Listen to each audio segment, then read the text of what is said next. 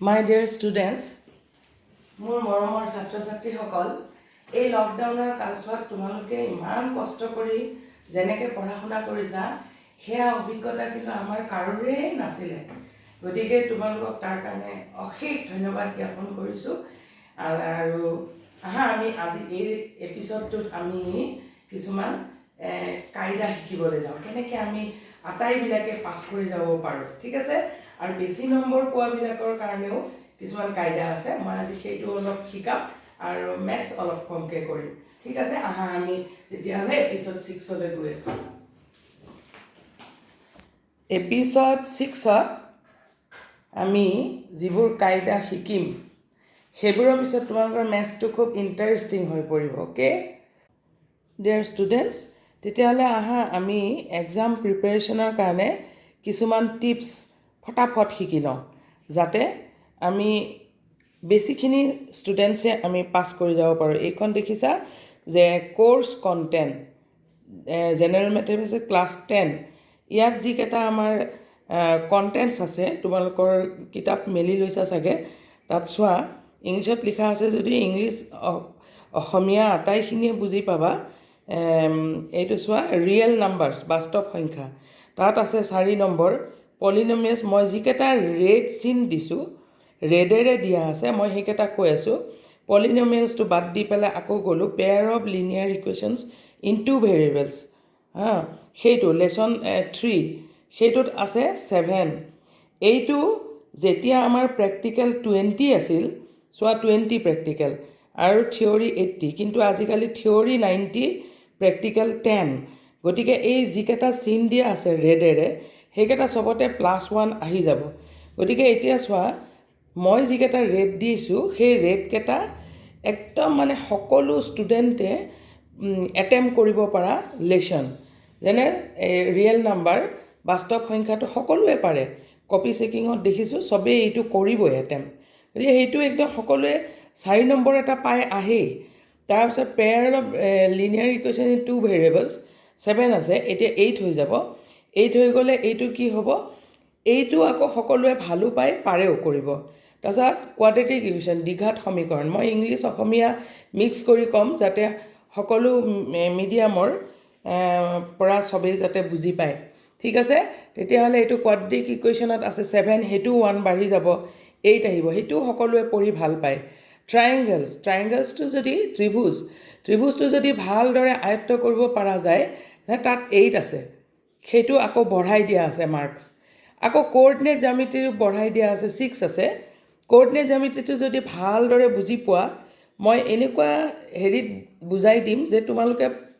ভাল পাই যাবা যে কোঅৰ্ডিনেট জ্যামিতি কৰিহে ভাল লাগে। তাৰপিছত ইণ্ট্ৰডাকশ্যন টু ট্ৰিকন'মেট্ৰি এতিয়া আমি কৰি আছোঁ বৰ্তমান, সেইটো 7 আছে, সেইটো মাৰ্কছো বাঢ়িব, 1 এটা বাঢ়ি যাব। গতিকে সেইটো আমি পঢ়ি আছোঁ বৰ্তমান, সেই 8 পাই গ'লে আমাৰ চিন্তাই নাই। তাৰপিছত চাৰ্কেল, বৃত্তৰ উপপাদ্য মাত্ৰ কেইটামান, সেই গোটেইকেইটা যদি এদিনত এটাকৈও তোমালোকে মনত ৰাখি যোৱা, তেতিয়াহ'লে যিকোনো এটাটো আহিবই। 11, 12, 13 কিবা এটা আছিলে, সেইটো কি আৰু 13 দিনত হৈয়ে গ'ল। মেট্ৰিক তোমালোকৰ হ'বলৈ বহুত দিন আছে, আৰু এইবাৰতো আমাৰ চেবা আৰু CBSE একেধৰণৰ হ'ব টাইমিংটো। গতিকে তাৰমানে মাৰ্চ টু এপ্ৰিল হ'বৰ সম্ভাৱনা আছে দেই, ডাইৰেক্ট নকওঁ হ'ব বুলি। তাৰপিছত এতিয়াও অহা নাই অৰ্ডাৰটো। আৰু তাৰপিছত এইটো চোৱা কনষ্ট্ৰাকশ্যনটো সকলোৱে পাৰে। অংকনটো আঁকিলেই মাৰ্কছ পায়েই, 4 নম্বৰ এটা আঁকি পেলাই 2 এটা লাইন লিখি দিলেই 4 দি দিয়ে। এক্সামিনাৰবিলাকে এইটো কথাত কৃপণালি নকৰে। গতিকে ময়ো এক্সামিনাৰ আছিলোঁ, গতিকে গম পাওঁ এইটো কথা। তাৰপিছত ষ্টেটিষ্টিক্স, মই কিছুমান কনফিডেঞ্চিয়েল কথা কৈ দিছোঁ দেই তোমালোকক। ষ্টেটিষ্টিক্স চোৱা 6 আছে, এতিয়া বাঢ়ি যাব। ষ্টেটিষ্টিক্সটো আহি গ'ল, বাঢ়ি গ'ল, আৰু প্ৰবেবিলিটি 3, সেইটোও বাঢ়ি গ'ল। এতিয়া ধৰা এই দুটা মিলি 9 আছে নহয়, 12 হৈ যাব। 12 হৈ গ'লে এইটো যদি তোমালোকে ভালদৰে আয়ত্ব কৰি ল'ব পাৰা, ভালদৰে যদি এইকেইটা কৰিব পৰা হৈ যোৱা, আৰু চবেই পাৰে। কপি চেকিঙত দেখিছোঁ একো নকৰিলেও ষ্টেটিষ্টিক্স প্ৰবেবিলিটি কৰে, আৰু চাৰ্কেলৰ এটা থিয়ৰেম থাকে সেইটো লিখি থৈ আহে, কোৱাড্ৰেটিক ইকুৱেশ্যনৰ এটা মেথছ কৰে, পাছ ৰিয়েল নাম্বাৰটো কৰে, আৰু দ্বিঘাত সমীকৰণ মানে কোৱাড্ৰেটিক ইকুৱেশ্যন এইটো নাম্বাৰ 4টো কৰে পাছ হৈ আহে তোমালোকে এইকেইটা কাউণ্টিং কৰি চোৱা কিমান হয় 14 18 প্লাছ 8 26 26 প্লাছ 6 32 আমাৰ পাছিং মাৰ্ক কিমান 90 হ'লে 27 গতিকে এইখিনি মানত আমাৰ শেষেই হৈ গৈছে পাছে মই মানে জেনেৰেল ষ্টুডেণ্টৰ কাৰণে কৈ আছোঁ যে এইখিনি 32 আহি গ'ল 32 প্লাছ 7 39 39 প্লাছ 4 43 আৰু 4 47 আহিল 47 প্লাছ 6 53 53 প্লাছ 3 56 অলপ ইফাল সিফাল হ'ব পাৰে কওঁতে ঠিক আছে তেতিয়াহ'লে আমি দেখিলা যে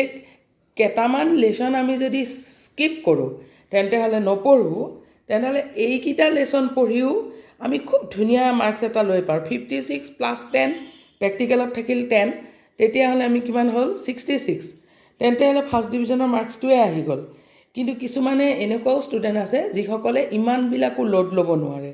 যদি তেওঁলোকে সিমানো লোড ল'ব নোৱাৰে তেওঁলোকৰ ভাল লগা লেচনকেইটা পঢ়িলেই যেনে statistics coordinate geometry real numbers quadratic equation আৰু চাৰ্কুলাৰ এটা থিয়ৰেম সেইটো নোৱাৰিলেও কনষ্ট্ৰাকশ্যনটো কৰি থৈ আহিলে পাছিং মাৰ্ক পাই যায় এই কিমান মানে এইবিলাক হ'ল আইডিয়া তোমালোকে এনেকৈ চাই পেলাই পঢ়িবা তেতিয়াহ'লে দেখিবা আৰু এইখিনি যিখিনি কৈছোঁ এনেকৈ কোৱা নাই যে এইখিনিয়ে পঢ়িব লাগিব যে এইখিনি যেতিয়া তোমালোক হৈ গ'লা পাৰিলা তেতিয়া তোমালোকে আৰু বাকীখিনি তোমালোকে চাবলৈ পাৰিবা ঠিক আছে বাকীখিনিও চাই পেলাই কৰিলে তোমালোকে দেখিলে সেইখিনিও তোমালোকে পাৰি গৈছা অ'কে তেতিয়া এইখন আমি লৈছিলোঁ কিৰিকুলাম আমাৰ সেবাৰ পৰা দিছিলে কিৰিকুলাম এণ্ড চিলেবাছ ফৰ ক্লাছ 9-10 অলপ হেৰি হৈছে এই মাৰ্কছটো এইটো পিছত সলনি কৰি দিছে গতিকে এইখন মতে যদি আমি পঢ়োঁ তেনেহ'লে আমি সুফল পাম ঠিক আছে আমি এতিয়া ধৰা 8.4 লৈ যাওঁ 8.4 কৰোঁতে 8.4 কৰোঁতে তোমালোকে আগতে মই কৈছোঁ যে ফৰ্মুলাছবিলাক মনত ৰাখিব লাগিব প্ৰথমতে মনত ৰাখিবলৈ তোমালোকৰ টিপছটো হ'ল তোমালোকে একে লিখি চাই কৰি থাকিবা যিমানে চাবা সিমানে মনত থাকি গৈ থাকিব ঠিক আছে আমি 8.4 নাম্বাৰ 1টো লৈ যাওঁ নাম্বাৰ 1টো তোমালোকে দেখিছা যে এক্সপ্ৰেছ দ্য ট্ৰিকোনোমেট্ৰিক ৰেচিঅ'জ অফ সাইনে সেকে টেনে ইন টাৰ্মছ অফ কটে অসমীয়াত হ'ল এই ট্ৰিকোনোমেট্ৰিক অনুপাত কেইটা কটেৰ দ্বাৰা প্ৰকাশ কৰা কি সাইনে সাইন এ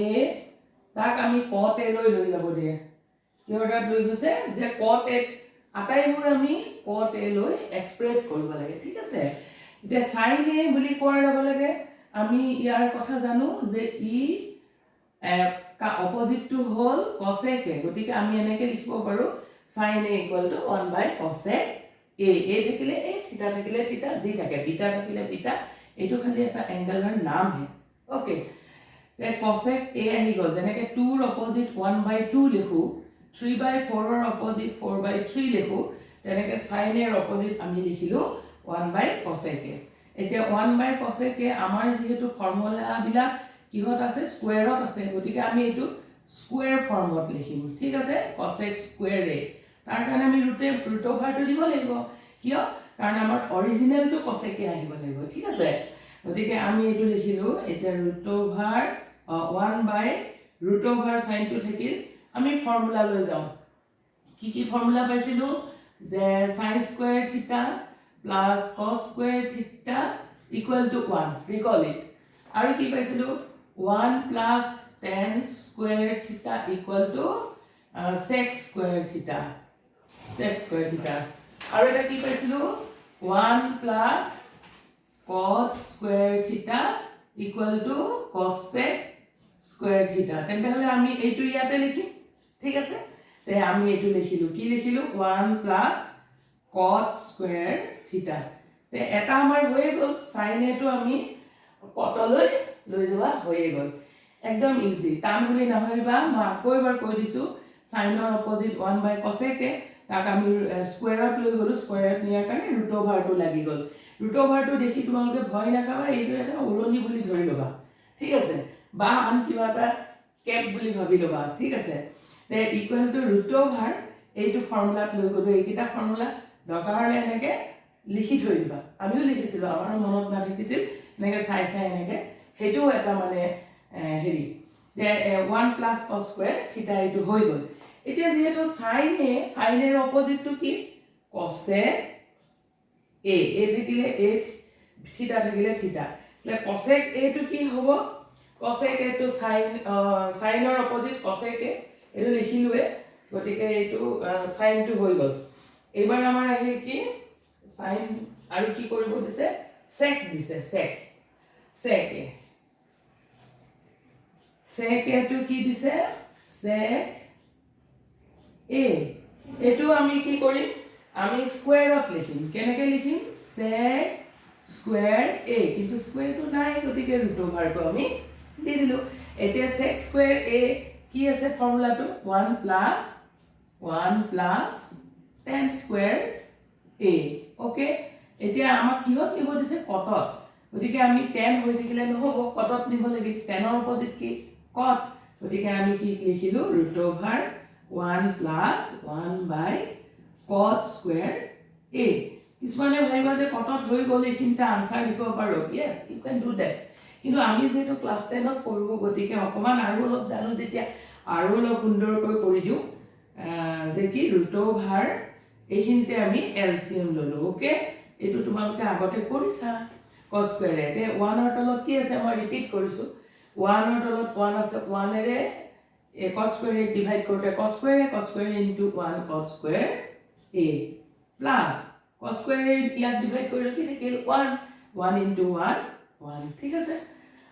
গতিকে আমাৰ এটো কি পালো এইখিনি আৰু এটা কথা জানিবা এটো ৰুট ওভাৰ দুইটাতে আছে যদি এনেকৈ থাকে root over 2/3 we can write this way root 2/√3 ঠিক আছে তেন্তে হলে আমি এইটো এনেকৈ লিখিম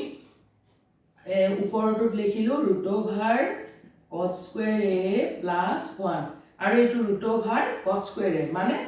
cot a আৰু এবাৰ নিলিখিলো আৰু হৈ গল ঠিক আছে তেনেহলে cot a sec a টো আমি cot a লৈ গলো sec a টো স্কয়াৰত লিখিলো স্কয়াৰত লিখি তাৰ ফৰ্মুলাটো ইয়াৰ পৰা sin লিখি থলো ফাৰ্স্ট অফ অল আমাৰ মনত নাই গতিকে ইয়াৰ পৰা sin লিখি থলো ওকে তাৰপিছত tan ৰ অপজিটটো জানো হেটো মনত আছে 1 বাই cos square তাৰপিছত কিছুমানে এইখিনতে লিখি দিলেও আনসাৰ একো নাই আৰু যদি এইখিনি এনেকৈ কৰিব পাৰা কৰিবা তেনেহলে এইখিনি আমি কৰিলো ঠিক আছে আৰু এটা কি দিছে এবাৰ tan এটো আৰু সহজে tan এটো আমি কিহত নিব লাগে cot tan ৰ অপজিট কি cot গতিকে ডাইৰেক্ট লিখিয়ে দিলে হ'ল আৰু এইটোত নাই কৰিব লাগে tan a = 1 by cot a okay আচ্ছা এতিয়া আমাৰ নাম্বাৰ 2 টো আসলতে তোমালোকে নিজে কৰিব পাৰিব লাগে কিন্তু বহুতো ষ্টুডেন্টে কৈ আছে যে নাম্বাৰ 2 জিমান কেটা আছে গুটেই কেটা কৰিয়ে দিব লাগে বলে ঠিক আছে কৰি দিও দেখি গুটেই কেটাকে write all trigonometric ratios of angle a in terms of sec a